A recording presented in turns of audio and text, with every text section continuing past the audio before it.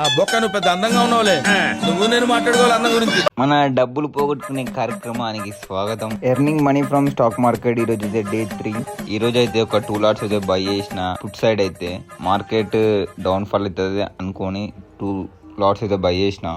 మనం market 10 points అయితే stop loss అయితే పెట్టుకుందాం. 20 పాయింట్స్ ప్రాఫిట్ అయితే పెట్టుకుందాం. చూద్దాం ప్రాఫిట్ వచ్చినా లాస్ వచ్చినా చూసుకుందాం. స్టాప్ లాస్ అయితే నేను 105కి పై చేసిన కాబట్టి 195 అయితే స్టాప్ లాస్ అయితే పెట్టుకున్నా. 10 పాయింట్స్ స్టాప్ లాస్ అయితే పెట్టుకున్నాను. చూద్దాం ఈరోజు మార్కెట్ అయితే కిందికే వస్తుంది అన్నట్టు ఉంది. మనకి ప్రాఫిట్ వచ్చినా లాస్ వచ్చినా అయితే మనం ఏం చేయొద్దు. జస్ట్ ఒకటే ట్రేడ్ అయితే తీసుకుంటా డైలీ. మనము మార్కెట్ అయితే కొంచెం వీడియోని అయితే స్పీడప్ చేద్దాం. ఎందుకంటే మార్కెట్ కిందికి పైకి అవుతుంది. మనకి స్టాప్ లాస్ అవుతుందో ప్రాఫిట్ అవుతుందో చూద్దాం. తక్కువ ప్రాఫిట్ అయితే తీసుకొని నేనైతే ఎగ్జిట్ అవుతా. 100 రూపీస్ ప్రాఫిట్ వచ్చినా చాలు. ఎక్కువ ప్రాఫిట్ అయితే మనకు వద్దు. 100 ప్రాఫిట్ వచ్చినా చాలు, తీసుకొని ఎగ్జిట్ అయిపోదాం.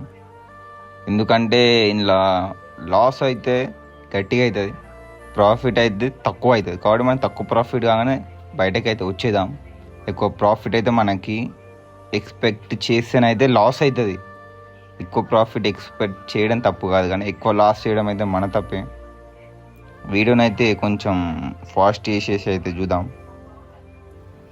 మార్కెట్ నాకైతే 180, 160 ప్రాఫిట్ అయితే చూపిస్తుంది. నేనైతే ఎగ్జిట్ అయితే అవుతున్నా. 2 లాట్స్ అయితే సేల్ చేసేసిన.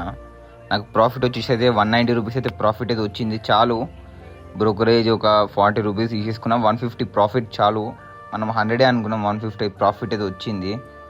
ఎక్కువ ప్రాఫిట్ అయితే మనకి అవసరం లేదు. మనమైతే తక్కువ క్యాపిటల్ ఉంది కాబట్టి తక్కువ ప్రాఫిట్ అయితే చూసుకోవాలి. Thank you for watching guys. దీని తర్వాత ఇంకో ట్రేడ్ అయితే తీసుకుని ఇంకో ట్రేడ్ అయితే నాకు ప్రాఫిట్ వచ్చింది.